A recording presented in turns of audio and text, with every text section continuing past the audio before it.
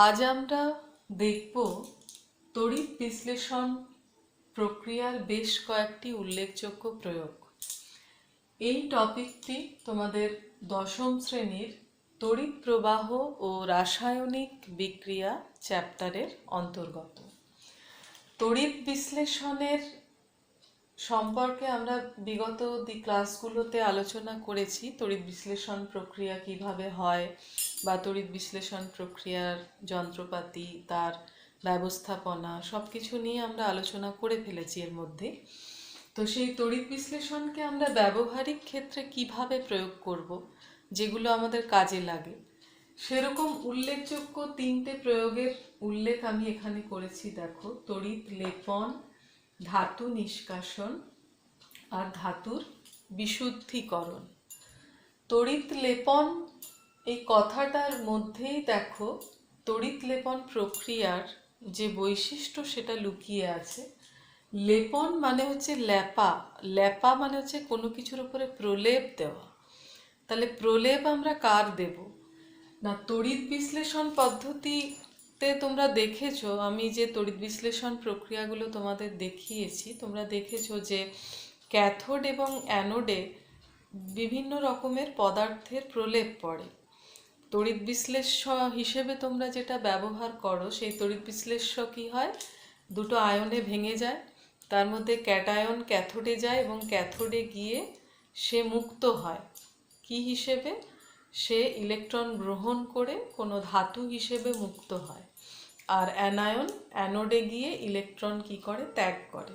Anion অ্যানোডে গিয়ে electron ত্যাগ করে মুক্ত হয়।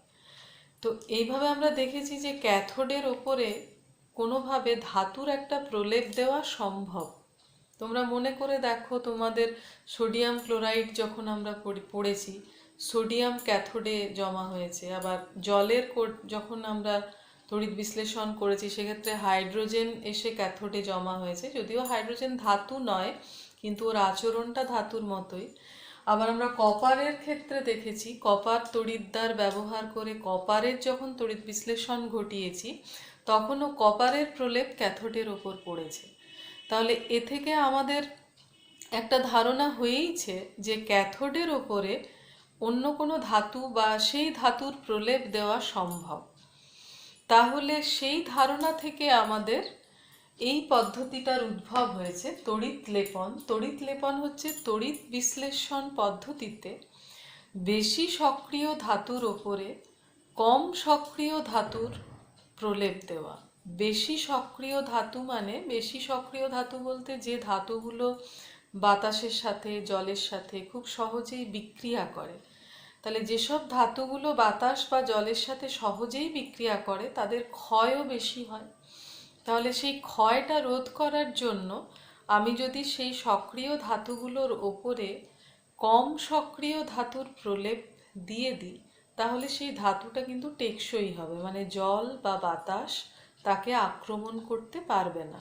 জল বা বাতাসের সাথে রিয়াকশনটা হবে না, তাহলে আক্রমণ করতে পারবে না। তাহলে তড়িৎ লেপনের ধারণা হচ্ছে যে তড়িৎ বিশ্লেষণ পদ্ধতিতে বেশি সক্রিয় ধাতুর ওপরে কম সক্রিয় ধাতুর প্রলেপ দিয়ে সেই ধাতুটিকে দেখতেও উজ্জ্বল করা একটা উদ্দেশ্য, এবং ধাতুটাকে বাতাস এবং জলের হাত থেকে রক্ষা করাও একটা উদ্দেশ্য। এই পদ্ধতিটাকে আমরা বলছি তড়িৎ লেপন। তাহলে তড়িৎ লেপন বলতে আমরা কি বুঝি না? তড়িৎ বিশ্লেষণ পদ্ধতিতে অপেক্ষাকৃত বেশি সক্রিয় ধাতুর ওপর কম সক্রিয় ধাতুর প্রলেপ দেওয়াকে বলা হয় তড়িৎ লেপন। তড়িৎ লেপনের উদ্দেশ্য হচ্ছে ধাতুটার সৌন্দর্য বৃদ্ধি। যেমন দেখবে লোহার ওপরে আমরা ক্রোমিয়ামের প্রলেপ দিই, জিঙ্কের প্রলেপ দিই। এই যে প্রলেপটা দেওয়ার পরে সেই লোহার তৈরি জিনিসের কিন্তু সৌন্দর্যটা বেড়ে যায়, চকচকে ভাবটা বেড়ে যায়। তাহলে সৌন্দর্য বৃদ্ধি একটা কারণ। 2 নাম্বার হচ্ছে যে জল এবং বাতাসের ক্ষয়কার্য থেকেও ধাতুটাকে রক্ষা করা সম্ভব হয়। এখন প্রশ্ন হচ্ছে যে এই তড়িৎ লেপন পদ্ধতিটা আমরা ঘটাবো কি করে? তড়িৎ লেপন পদ্ধতি মানেই তড়িৎ বিশ্লেষণ পদ্ধতি। তাহলে তড়িৎ বিশ্লেষণ পদ্ধতি মানেই সেখানে আমার তড়িৎ বিশ্লেষণে যা যা প্রয়োজন, ক্যাথোড, অ্যানোড, তড়িৎ বিশ্লেষ্য, এগুলো তো সবই আমাকে ব্যবহার করতে হবে। তাহলে সেই ক্যাথোড অ্যানোড হিসেবে আমি কি ব্যবহার করব, তড়িৎ বিশ্লেষ্য হিসেবে আমি কি ব্যবহার করব, সেটা আমার জানার উদ্দেশ্য। তাহলে প্রলেপ দিতে গেলে দেখো, আমরা তড়িৎ বিশ্লেষণ থেকে ধারণা করে নিয়েছি যে প্রলেপটা পড়ছে কার উপরে, ক্যাথোডের উপরে। প্রলেপ পড়ছে কার উপরে, ক্যাথোডের উপরে। তাহলে যার উপরে আমি প্রলেপ দেব তাকে আমি ক্যাথোডেই বসাবো, কারণ প্রলেপটা পড়ছে ক্যাথোডেই ধাতুরা মুক্ত হচ্ছে। কারণ আমরা আগের দিন দেখেছি ক্যাথোডে কি হয়, ক্যাথোডে বিজারণ হয়। ক্যাথোডে বিজারণ হয় মানে ক্যাথোডে ক্যাটায়ন কি করে, ইলেকট্রন গ্রহণ করে পরমাণুতে মুক্ত হয়। তাহলে ক্যাথোডে বিজারণ হয়, বিজারণ মানেই হচ্ছে কোনো না কোনো ক্যাটায়ন বা ধাতুর আয়ন সেখানে মুক্ত হয়ে ক্যাথোডের ওপরে প্রলেপ সৃষ্টি করে। তাহলে যে ধাতুর প্রলেপ দিতে বলা হচ্ছে তাকে আমরা ক্যাথোডে রাখবো। তাহলে ক্যাথোডে কাকে রাখবো না, যে ধাতুর প্রলেপ দেব, যে ধাতুর ওপর প্রলেপ দেব তাকে আমরা ক্যাথোডে রাখবো। যে ধাতুর ওপর প্রলেপ দেব তাকে আমরা ক্যাথোডে রাখবো। আমরা যখন কপারের তড়িৎ বিশ্লেষণ দেখেছিলাম, কপার তড়িৎদ্বার ব্যবহার করে আমরা দেখেছিলাম যে অ্যানোডটাও ক্ষয়প্রাপ্ত হয়ে আয়নে পরিণত হচ্ছে এবং সেটাও ক্যাথোডে গিয়ে জমা হচ্ছে। মানে আমরা অ্যানোড এবং ক্যাথোড একই ধাতুরই ব্যবহার করেছিলাম। তাতে দেখা গেছিল কি যে অ্যানোড ক্ষয়প্রাপ্ত হয়ে ক্যাথোডে জমা হচ্ছে। সেজন্য আমরা যার প্রলেপ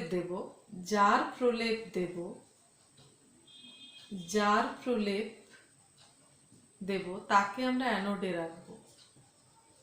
তাহলে ক্যাথোডে রাখবো যে ধাতুর ওপর প্রলেপ দেব, আর অ্যানোডে রাখবো যার প্রলেপ দেব, মানে যে ধাতুর প্রলেপ দেব। আর তড়িৎ বিশ্লেষ্য হিসেবে ব্যবহার করব অ্যানোডে যে ধাতু আছে তারই কোনো একটা লবণকে আমরা তড়িৎ বিশ্লেষ্য হিসেবে ব্যবহার করব। তড়িৎ বিশ্লেষ্য হিসাবে ব্যবহার করব অ্যানোডে যে ধাতু রাখা হয়েছে তার লবণ।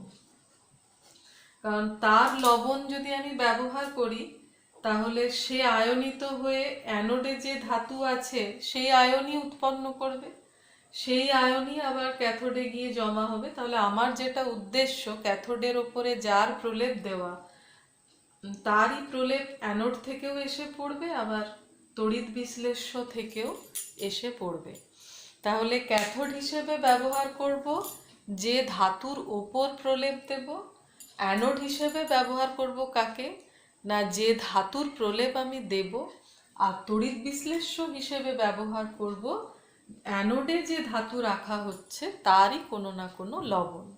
তাহলে এখান থেকে আমি যদি তোমাকে প্রশ্ন করি যে আমি লোহার ওপরে তামার প্রলেপ দিতে চাইছি, লোহার ওপরে তামার প্রলেপ, তাহলে লোহার ওপরে যদি আমি তামার প্রলেপ দিতে চাই, তাহলে লোহার ওপর তামার প্রলেপ, লোহার ওপর আমি যদি তামার প্রলেপ দিতে চাই, লোহার ওপর যদি তামার প্রলেপ দিতে চাই, তাহলে ক্যাথোড হিসেবে ব্যবহার করব কাকে, ক্যাথোড হিসেবে ব্যবহার করব যার ওপর প্রলেপ, তাহলে লোহার ওপর প্রলেপ, তাহলে লোহা। অ্যানোড হিসেবে ব্যবহার করব যার প্রলেপ মানে তামা। আর তড়িৎ বিশ্লেষ্য হিসেবে ব্যবহার করব তড়িৎ বিশ্লেষ্য হিসেবে ব্যবহার করব তামারই কোনো লবণ, মানে ধরো কপার সালফেটই ব্যবহার করলাম। তড়িৎ বিশ্লেষ্য হিসেবে ব্যবহার করব তামারই কোনো লবণ।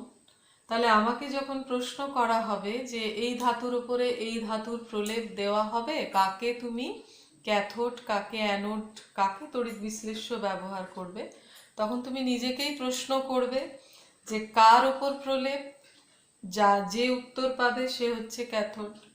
আবার নিজেকে প্রশ্ন করবে কার প্রলেপ দেব, যে উত্তর পাবে সে হচ্ছে অ্যানোড। আর অ্যানোড হিসেবে যাকে তুমি ব্যবহার করছো তারই কোনো না কোনো লবণ আমি তড়িৎ বিশ্লেষ্য হিসেবে ব্যবহার করব। এখানে যদি আমি নিকেলের প্রলেপ দিতাম তাহলে ক্যাথোড হিসেবে লোহাই থাকতো, অ্যানোড হিসেবে আমাকে নিকেল ব্যবহার করতে হতো, আর তড়িৎ বিশ্লেষ্য হিসেবে নিকেল সালফেট ব্যবহার করতে হতো বা নিকেলের কোনো লবণ। তাহলে এই হচ্ছে তড়িৎ লেপনের ধারণা। তড়িৎ লেপন হলো তড়িৎ বিশ্লেষণ প্রক্রিয়াতে কোনো বেশি সক্রিয় ধাতুর ওপরে কম সক্রিয় ধাতুর প্রলেপ দিয়ে তার স্থায়িত্ব বাড়ানো, সৌন্দর্য বাড়ানো, এই পদ্ধতিটিকে আমরা তড়িৎ লেপন বলি। তোমাদের একটা প্রশ্ন আমি রাখছি, ধরো একটা টিনের চামচ, তার উপর তুমি রূপোর প্রলেপ দিতে চাইছো, তাহলে কি কি ব্যবহার করবে? ক্যাথোড হিসেবে কাকে ব্যবহার করবে, অ্যানোড হিসেবে কাকে ব্যবহার করবে, তড়িৎ বিশ্লেষ্য হিসেবে কাকে ব্যবহার করবে? তাহলে আমি কার ওপর প্রলেপ দিতে চাইছি? টিনের ওপর। তাহলে এখানে আমার ক্যাথোড হিসেবে ব্যবহৃত হবে কে? টিন। কার প্রলেপ দিতে চাইছি? রূপোর। তাহলে অ্যানোড হিসেবে ব্যবহৃত হবে রূপো বা আর্জেন্টিয়াম, যাকে আমরা বলি সিলভার। সিলভারের যেটা ল্যাটিন নাম সেটা হচ্ছে আর্জেন্টাম বা আর্জেন্টিয়াম, সেখান থেকে সিলভারের চিহ্নটা এসেছে এজি। তাহলে তড়িৎ বিশ্লেষ্য হিসেবে আমরা কি ব্যবহার করব না, সিলভারেরই কোনো লবণ আমরা ব্যবহার করব। এখানে আমরা পটাশিয়াম আর্জেন্টোসায়ানাইড বলে একটা লবণ ব্যবহার করি। এমন কোনো লবণ ইউজ করব যেটা সহজে আয়নিত হবে এবং সিলভার আয়ন তৈরি করবে, যেটা ক্যাথোডে বা টিনের ওপরে গিয়ে সহজেই প্রলেপ দিতে পারবে। আরও একটা প্রসেসের নাম তোমরা শুনেছো, গ্যালভানাইজেশন। গ্যালভানাইজেশন বলতে আমরা কি বুঝি না, লোহার উপরে জিঙ্কের প্রলেপ। লোহার জিনিসপত্রকে আমরা যদি মরচের হাত থেকে বাঁচাতে চাই, মরচে তো আর কিছু নয়, মরচে হচ্ছে লোহার সাথে জল এবং অক্সিজেনের একটা খুব ধীর গতির রাসায়নিক বিক্রিয়া, এবং সেই বিক্রিয়াতে একটা বাদামি রঙের যৌগ তৈরি হয়, শোধক ফেরিক অক্সাইড, সেটাই মরচে, যেটা লোহাকে কি করে, ভঙ্গুর করে দেয়।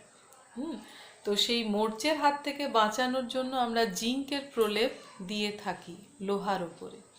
তাহলে জিঙ্কের প্রলেপ দিতে গেলে আমরা ক্যাথোড হিসেবে ব্যবহার করব লোহা বা আয়রন, অ্যানোড হিসেবে ব্যবহার করব জিঙ্ক, তড়িৎ বিশ্লেষ্য হিসেবে আমরা কি ব্যবহার করব, জিঙ্ক সালফেট বা জিঙ্কের কোনো লবণ আমরা ব্যবহার করব।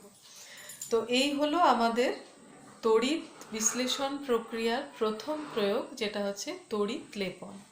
আমাদের দ্বিতীয় প্রয়োগ ছিল ধাতু নিষ্কাশন। ধাতু নিষ্কাশন হচ্ছে কোনো না কোনো আকরিক থেকে আমরা যেগুলো উচ্চ পরাধর্মী, যেগুলো ধরো সোডিয়াম, ক্যালসিয়াম, পটাশিয়াম, অ্যালুমিনিয়াম, এই ধাতুগুলো তো খুব সক্রিয় ধাতু, এদের পরিবেশে কিন্তু আমরা কখনোই মুক্ত অবস্থায় পাই না, সর্বদা যৌগ আকারেই পাই, এবং আকরিকের মধ্যে কোনো না কোনো অক্সাইড যৌগ রূপে এরা থেকে যায়। তো অক্সাইড থাকে, ফ্লুরাইডও থাকে, ক্লোরাইডও থাকে, এই যৌগ হিসেবে এরা ভূপৃষ্ঠে অবস্থান করে। তো এই আকরিক থেকে আমরা যখন ধাতুটাকে নিষ্কাশন করি, আমরা তড়িৎ বিশ্লেষণ প্রক্রিয়া ইউজ করতে পারি। তো সেরকমই একটা ধাতু নিষ্কাশনের উদাহরণ আমরা দেখব। তোমরা জানো অ্যালুমিনিয়ামের একটা অন্যতম আকরিক হচ্ছে ক্রায়োলাইট এবং ফ্লুওস্পার। অ্যালুমিনিয়ামের আকরিক তোমরা ধাতুবিদ্যা পড়বে, পরে আছে সেখানে বিভিন্ন ধাতুর আকরিক সম্পর্কে আমরা আলোচনা করব।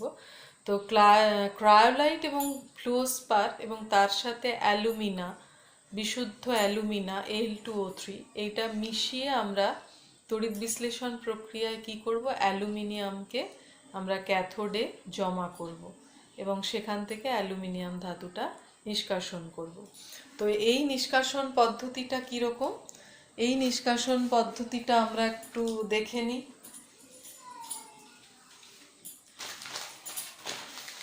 এই নিষ্কাশন পদ্ধতিটা একটু দেখে নিই আমরা।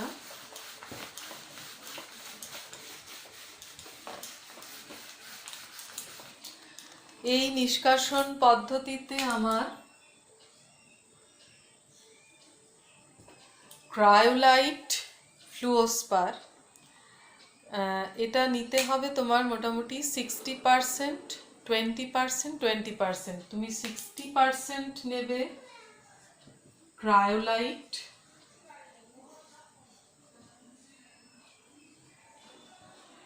আমি 60% নেব ক্রায়োলাইট, 20% নেব ফ্লুওস্পার আর 20% নেব অ্যালুমিনা। 60% হচ্ছে ক্রায়োলাইট, ক্রায়োলাইট হচ্ছে Na3Al(F6), ফ্লুওস্পার হচ্ছে CaF2 আর অ্যালুমিনা হচ্ছে Al2O3। তাহলে 60% ক্রায়োলাইট, 20% ফ্লুওস্পার এবং 20% অ্যালুমিনা, এইটাকে যদি আমি মিক্স করি, মানে এই দুটোর মিশ্রণে আমি যদি এটাকে মিক্স করি, টেম্পারেচার মোটামুটি 900 থেকে 950 ডিগ্রি সেলসিয়াসে মিক্স করলে অ্যালুমিনা কি হয়, দ্রবীভূত হয়ে যায় এই ক্রায়োলাইট এবং ফ্লুওস্পারে। দ্রবীভূত হয়ে গেলেই কি হবে, অ্যালুমিনাটা ভাঙবে, Al2O3 কি হবে, আয়নিত হবে, আয়নিত হবে 2Al3+ আর 3O+। Al2O3 ভাঙছে, 2Al3+ আর 3O+। তাহলে ক্যাথোডে কে যাবে, ক্যাথোডে যাবে ক্যাথোডে যাবে 2Al+3। তাহলে 2Al+3 এটাকে যদি চার্জ মুক্ত হতে হয় তাহলে কতগুলো ইলেকট্রন গ্রহণ করতে হবে, 2 3 6, তাহলে 6টা ইলেকট্রন গ্রহণ করতে হবে। গ্রহণ করে এটা অ্যালুমিনিয়াম ধাতুতে পরিণত হবে। আর অ্যানোডে 3O+, তাহলে -2 × 3 মানে -6, তাহলে এখানেও 6টা ইলেকট্রন কি করবে, সে বর্জন করবে, বর্জন করে তৈরি করবে 3O। 6টা ইলেকট্রন বর্জন করে তৈরি করবে 3O। তো এইভাবে যদি আবার 3O বেরোয়, মানে আরো পরবর্তী ক্ষেত্রে, মানে একটা Al2O3 বিয়োজনের পরে এটা তৈরি হলো অ্যালুমিনিয়াম আর 3O, আবার একটা মলিকুল যখন আয়নিত হবে তখন আবার 3O তৈরি হবে। তো 3O মিলে কি হবে, অক্সিজেন অণু তৈরি হবে। তাহলে অ্যানোডে অক্সিজেন বেরোবে আর ক্যাথোডে কন্টিনিউয়াসলি অ্যালুমিনিয়াম জমতে থাকবে। এবার আমরা সেই ক্যাথোড থেকে সেই অ্যালুমিনিয়ামটাকে আমরা মানে চেঁচে নিষ্কাশন করে নিলে আমরা বিশুদ্ধ অ্যালুমিনিয়াম ধাতু পাবো। তোমাদের পরীক্ষাতে এই তড়িৎ বিশ্লেষণের প্রয়োগের যে কোনো একটা পরেই হয় তোমাদের তড়িৎ লেপন থেকে প্রশ্ন থাকে, বা এই ধাতু নিষ্কাশন থেকে থাকে, বা আমাদের যেটা লাস্ট টপিক সেটা হচ্ছে তড়িৎ বিশোধন, মানে কোনো অবিশুদ্ধ ধাতু থেকে অশুদ্ধিগুলোকে সরিয়ে ধাতুটাকে বিশুদ্ধ করা। তো সেই প্রক্রিয়াটা আমরা নেক্সট দিন আলোচনা করে চ্যাপ্টারটা শেষ করব। আজকের মতো আমরা ক্লাসটা এখানেই শেষ করছি। বাড়িতে তোমরা যে চ্যাপ্টারগুলো পড়া হয়ে যাচ্ছে সেগুলো ভালো করে তৈরি করতে থাকো। আমি পরবর্তী সময়ে তোমাদের প্রত্যেকটা চ্যাপ্টার থেকেই, হয়ে যাওয়া চ্যাপ্টারগুলো থেকে কোশ্চেন পেপার পাঠিয়ে দেবো, যেগুলো তোমরা অভিভাবক মারফত সংগ্রহ করে নিও। আজকের মতো ক্লাসটা আমি এখানেই শেষ করছি।